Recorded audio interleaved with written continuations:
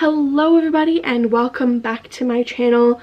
My name is Danielle, just in case you didn't know, now you do. And today's video is going to be 10 ways to pass time while we're in isolation. Now, we're not going to say that word, you know, the thing that's going on, because I don't want this video to be demonetized.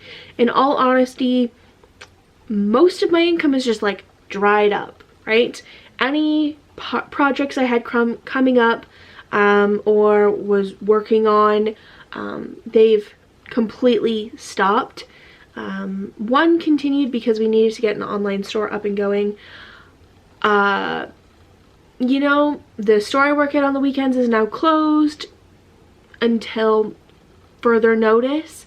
So I have no income, and I also have a lot of fear around this, and so I thought it would be good to maybe list off some things that we're all actually doing to pass the time, because you know what, we're all going to be in the same boat eventually.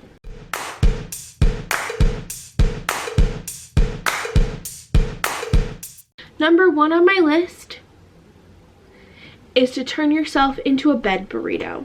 This is very simple, doesn't cost you anything. All you have to do, get in your bed, wrap yourself in your duvet or blanket, and stay there for a while in a cozy little protected burrito roll. It's really comfy, it's nice, it's kind of relaxing unless you're claustrophobic. I like doing this. This is a calming thing for me. I don't have a weighted blanket, but burritoing yourself up is kind of nice, and I find it quite calming, and it's kind of a great way to hide from the world for a little bit. Number two, this is something I find myself doing quite a lot when I start overthinking about things, is stare blankly at a wall for a while.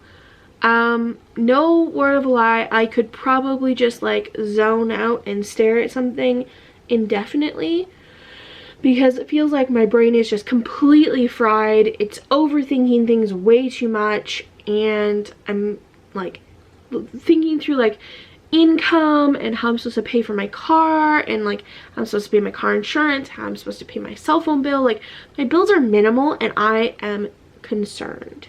So stare blankly at a wall for a while. Just give your brain cells a break. Number three, and this is something that I have been working through because I have a very long to read list on Goodreads. Feel free, I will link my Goodreads account if you want to friend me on there, I guess. You can, and you can see all the books on my to read list. So read all the books that you've purchased and never got around to reading. You've had a stack of books on your bedside table.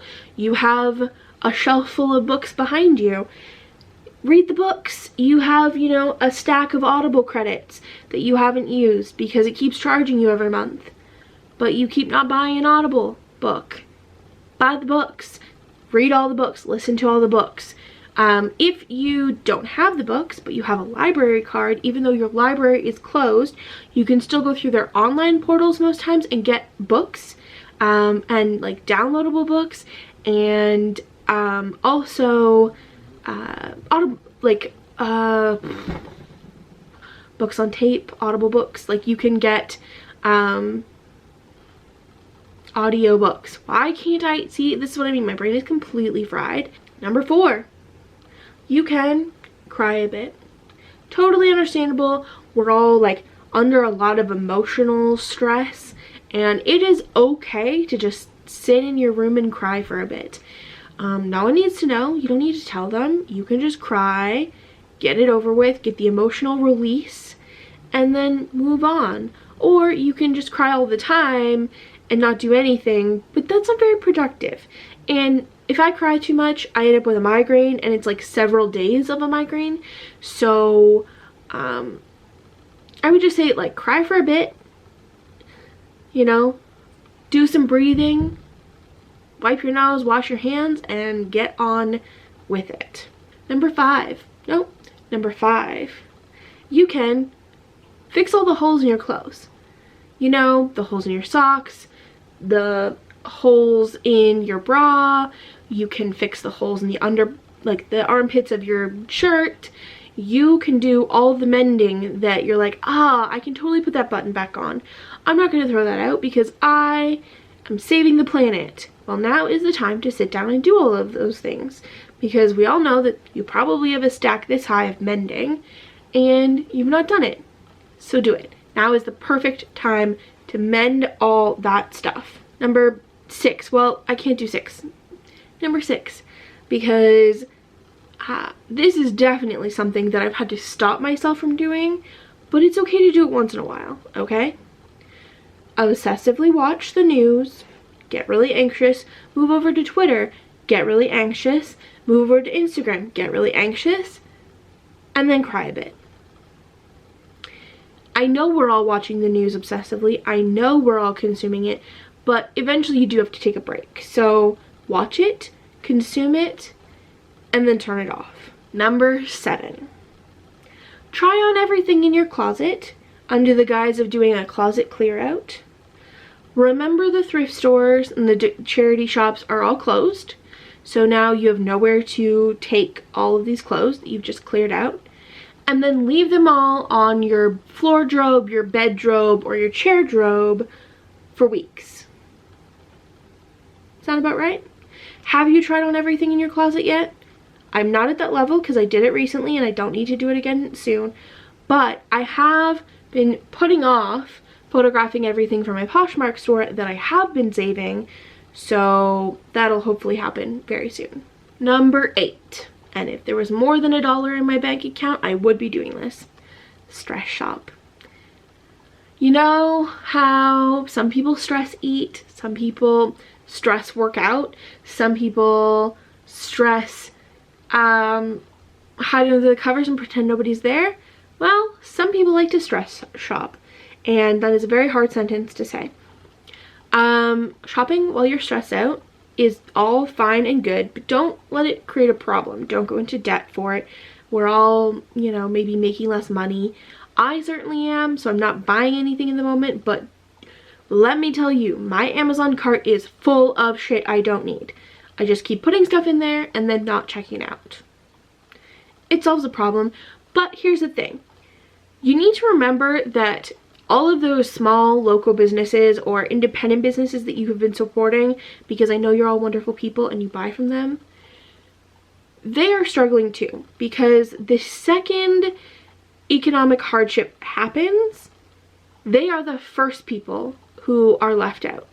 We will all still go to Walmart and we will all still shop on Amazon, but we will give up shopping from local independent businesses first, because it seems like a luxury and it seems like something that we don't need. But the thing is that you purchasing just one thing from them means that they might be able to pay a bill with that. They may be able to feed their kid. They might be able to feed themselves with that. And so that's something that you have to keep in mind. If you are still making money and you're still making a pretty good income, even though you have to work from home, continue to support those businesses.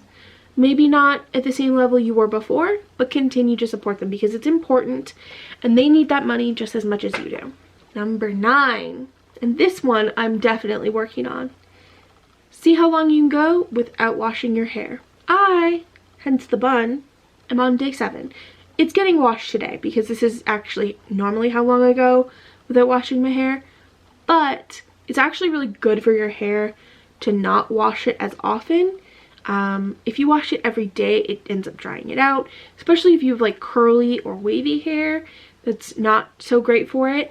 So I go 7 days between washing, and I recently switched over to a shampoo bar. So I've been testing that out and it actually hasn't been that bad. My hair is actually less greasy at the end of 7 days than it is with regular shampoo. So yeah.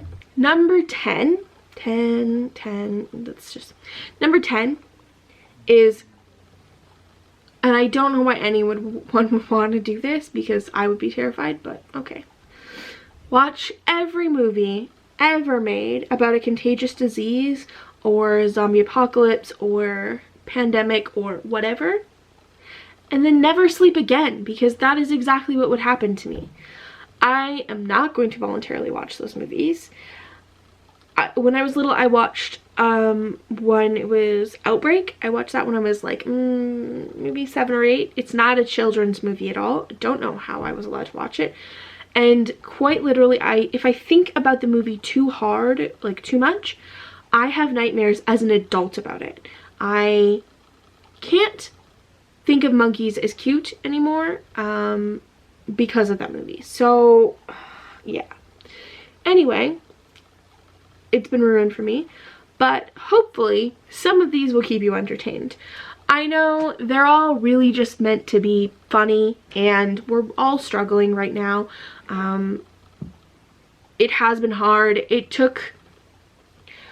I tried to film a video every day last week, every single day, and it did not happen.